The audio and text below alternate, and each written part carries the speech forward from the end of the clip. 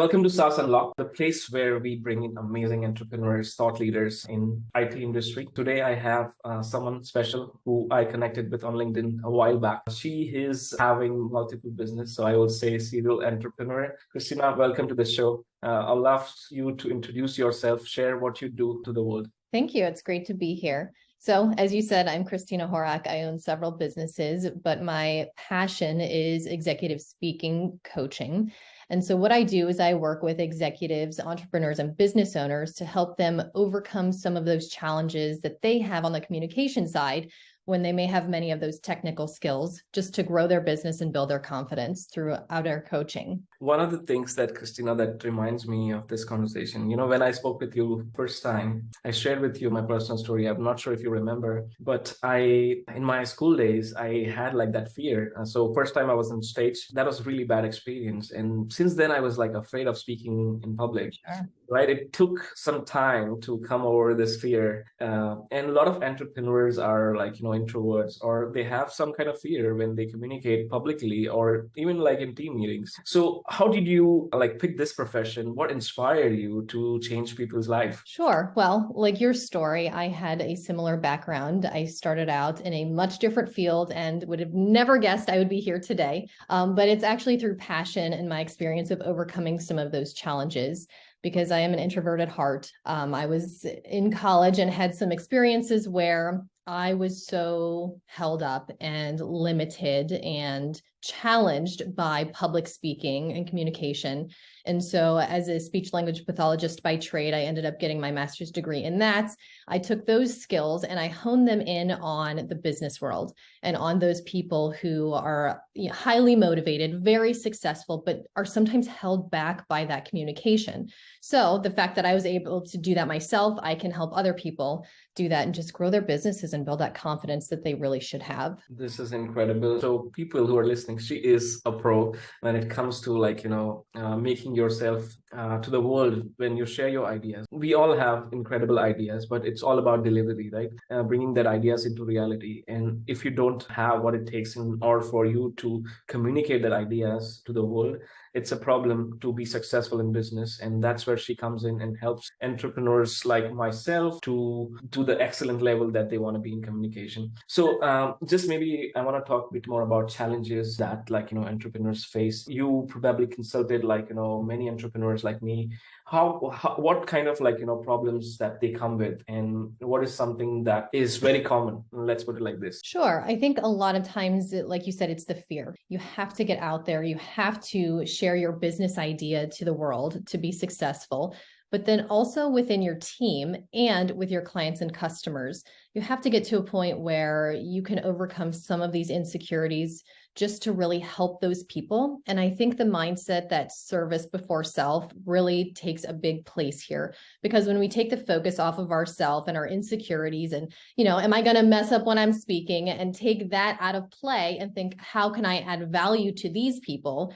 Then you can take those communication skills, really hone them in onto what those actual goals are of adding value to others. When it comes to running successful business, why you think, you mentioned this in your previous question, but emphasizing it more in terms of improving your communication or the way you communicate with your team or investors or your customers, how does it impact the actual business growth? Sure. Well, if we just look at business growth itself, it increases your bottom line substantially. So for example, I work with Intel. I have a couple clients there, and we were able to take their communication, make it more concise, make it more effective. Then we were able to reduce their meeting times. So when they had a meeting of 100 employees, they're paying them a salary for the time in the meeting.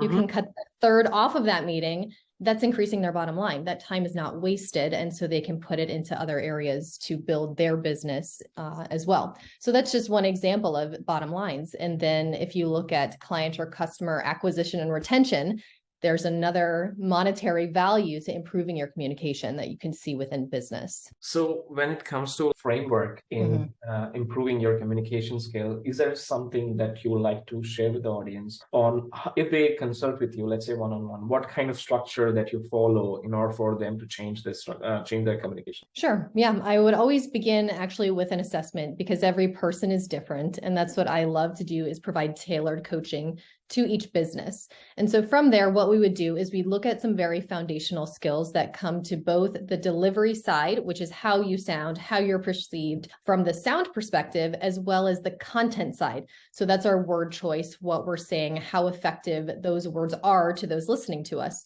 So we take both of those pieces, and one is usually more heavily weighted than the other, but we combine both of those to create some foundational skills and then just grow from there. So once we have some security in what those foundations are, then we can, add to that to really make a difference in their life and their career. Wow. And how much this coaching, period is it like one time or like 6 months? How long does it take for an entrepreneur to master skills? Absolutely. So I am very against one and done. I don't see clients one time, because can you really be impactful? Can you make something sustainable if you have one meeting with somebody? You can get some great ideas, but the carryover really isn't there. So my clients work with me for a minimum of 3 months, because my goal is to ensure that they're carrying these skills over into their career, into their life. They're effective, they're making a difference, and it's sustainable. So anything less than that is really just, it doesn't have that same weight and level of effectiveness. Yeah, I understand. So maybe entrepreneurs like me who had insecurities or were introverts when they started, it took me like years to learn myself. I wish I had a coach like you back then. But what are the tips or frameworks that you can share today, which we can implement and improve our insecurities or maybe overcome them? Sure. A couple different things. Number one, there's no such thing as perfection. So I really take this home with my clients that everyone is going to have disfluencies, filler words, these stuttering moments, etc. So perfection doesn't exist. But when we look at the big picture of communication, we have those two different sides that I mentioned before, the delivery and the content side. So a tip from the delivery side is we often, if we have to speak in front of people, get uncomfortable. We get that anxiety. Maybe you're pitching, maybe you're doing a course, public speaking, talking to a client, and you get that tightness and that anxiety and that fear. So something that we can do to combat that is as simple as breathing correctly. We can take diaphragmatic belly breaths, is what I call them. And what that does is it actually reduces the adrenaline and cortisol in your body, allowing you to kind of come down, reduce some of that tension, have more clarity of thought. And, there's a lot that goes into it that I will not get into today with you. But anatomically, that is a great way to help you overcome that anxiety and initial fear of speaking, if you start off with that. And then from the content side, just a quick tip is, how can you add value to this person? We often pitch our services, give our resume, tell them what we can do for them, how we can fix their problem, but it's focused on we. If we take that mindset, change the content to you, how can we add value to you, as opposed to talking about what we can do, there's just a slight shift there that really makes a profound impact on that person you're speaking with. Wow. When I started my journey on LinkedIn, it's all about, we don't want to share content, which is something that we like. What's in it for them? Everything what we do in business or in life, although all of the relationship also has what's in it for them. If you kind of take care of that part, you basically win that battle. I learned pretty late, but it's an important one. That's why I bring founders and experts like you on this show who can share this with fellow entrepreneurs who can learn early in their journeys. I want to ask you about communication communication is very broad. There are a few types of communication that we do these days, right? We are very active while we are in Zoom meetings. So there are Zoom etiquettes that we need to take care of. We are offline in team meetings when we are in the office, or we communicate on social media, right? If you're an influencer, content creator, or most of the founders are very active on LinkedIn, they share something. What is the difference while you're communicating in speech or in writing, for example? Sure. And I think the question you're really asking is, what needs to change in different environments. Yes. So whether you're speaking to the same concept, if you're one-on-one with a coworker or an employee, you have a very different type of communication, whether it be verbal or written, than you would if you're speaking to the masses with no response coming back for public speaking. Yeah, exactly. So I think it's really a matter of figuring out what value you want to add, whether that be instructional value, whether that be motivational, whether that be something that correlates with a project you're working on. what is going to be the most effective way to get that to that person. So a lot of repetition isn't required and mistakes aren't happening and people understand very quickly. And so it's taking a few minutes and thinking about that value, going back to that service above self value. And that's what we need to think about. Maybe there's one thing that I want to ask you, right? So I had few experiences when I was like kind of taking online courses for improving my public speaking, right? Mm-hmm. And they said like, you need to be pre-planned and like, script everything. And I tried that part, but it didn't work very well. Like, audience was not able to connect with me. And Yeah. when I spoke from my heart, like, that's where like, I won. But it took me like 10, 15 different speeches to understand that scripting doesn't work for me. Sure. So what is your take on like, communication? When you think that we should document everything and have our speech ready, or just have like a framework or the pointers that we want to discuss beforehand and then share what we feel from our heart? Yeah, I think it needs to be a conversation. That's the end of the day. You have to have a conversation. If you're talking at people, they're not going to get engaged. They're not going to listen. As you are starting out, I think scripting and having a very clear path is helpful just to start overcoming that, because that fear takes over and that gives you almost a crutch to start. But as you continue throughout your career, yes, have your framework, but be authentic and be you. And something that I came up with a while ago is a concept called VAC Talk. So what this does, you may have seen it on LinkedIn, but it looks at different people's communication styles, just like people have learning styles. And so you can infuse these different pieces of communication into your speeches and talks to draw these different type of people in. For example, you have like the Tony Robbins fans who love the high energy and the very powerful speech. And then you have those people who want to feel it. They want processing time. They want the experience. And so that's where you tie in stories and emotions and you slow down. So by infusing these different types of characteristics into your speeches, you can draw all of these different types of people in within a huge environment. Story, you mentioned story. And Yes. one of the key things that I was like, researching a lot about, because I'm into marketing, right? And marketing is also about like, communication. You are communicating with potential prospects, your customers, or you're creating that brand awareness and you're sharing the word out that you exist, right? And this story can make a huge difference while you're speaking to anyone. So what is something your take on story, how that can influence your speech, how that can influence the other person listening to you? Yeah, I think it causes them to be active. They become cognizant of what's going on and not a passive listener. And people remember emotion. I can work with somebody, 5 years ago, and they won't remember the tactics we worked on. They'll remember how they felt when they used those tactics and their business grew or they built that confidence. They're not going to remember session by session what those agendas and maps and plans were, but they remember that feeling. And that's what stories do. They draw people in, they can relate, they can feel, and they remember. But storytelling is hard. It requires a lot of practice. And I've tried to when I'm meeting somebody for the first time, I remember our meeting.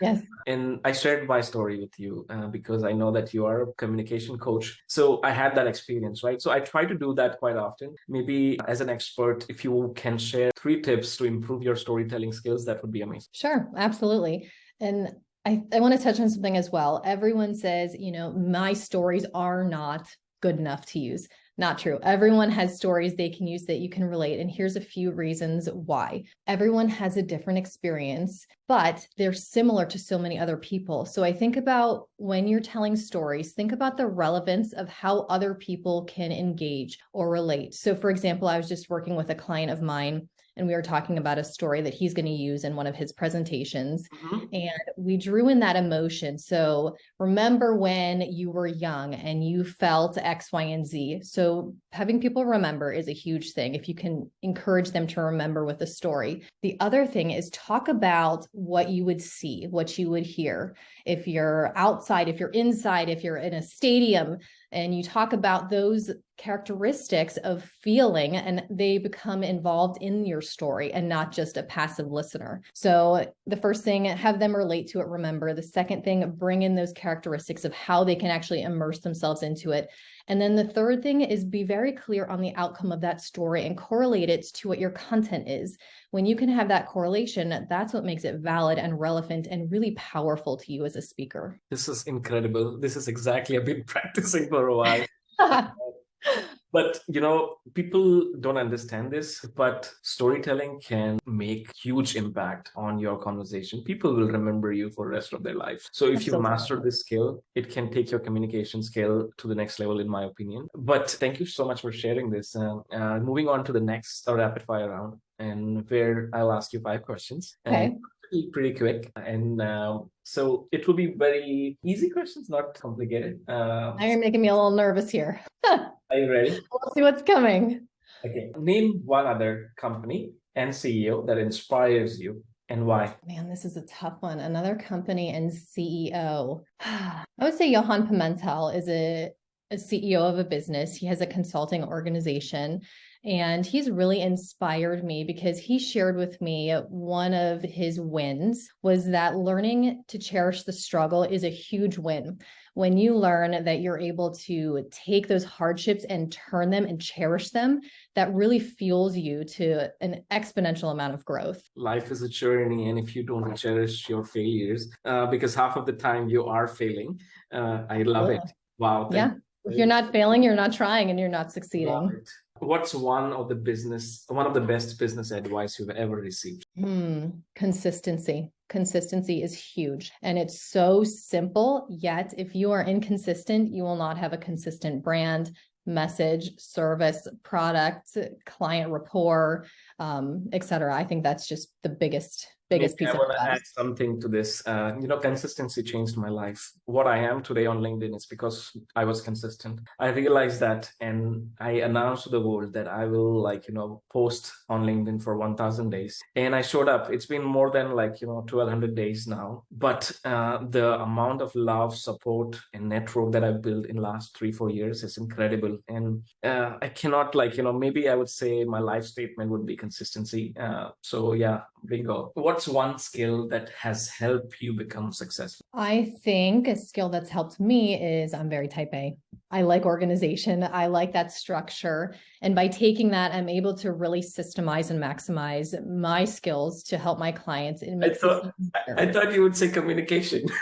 No, actually not. I think, that's a huge strength that I've grown myself that isn't innate in me, but just that personality of having that organization has been huge to help my clients in my business. Yeah, so we are in business, and a lot of times we see ups and downs. What is one thing that keeps you going? What motivates you the most? Oh, this one's so easy. The thing that keeps me going is when I see that light bulb with my clients, or when I hear that story, I delivered this, or I see that smile and they're starting to gain that confidence and see that impact. You can have a lot of hard days in business as a business owner. Obviously, that there's struggles, there's anxiety, there's fear, there's a lot of pressure being a business owner. But as soon as I see the result of what I am helping other people do, that just lights my fire. Wow. Changing lives. Wow. Yeah. What movie or a book or a TV show changed your life? This is a hard one. Okay. This is a very simple, very quick read, and I will recommend it to everyone. It's called The Carpenter by John Gordon. And it is the concept of this gentleman. He is a carpenter, but he serves his clients by loving them, caring them, and serving them. So those 3 basic concepts are just huge. And it's something that I infuse into my daily life as a business owner. This was incredible. I got to learn so much, Christina, from this conversation. So we are to the end of the session. If somebody wants to reach out, how they can? Sure. They can reach out to me on LinkedIn, Christina Horak, or my email is christina@outeraspeech.com.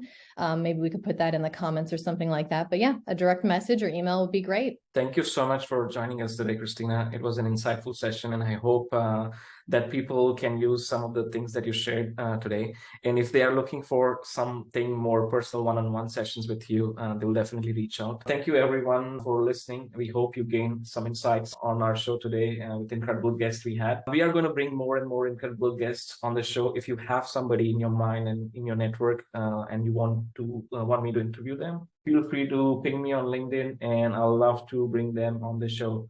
Thank you so much for joining us. Signing off, Pratik. See you tomorrow.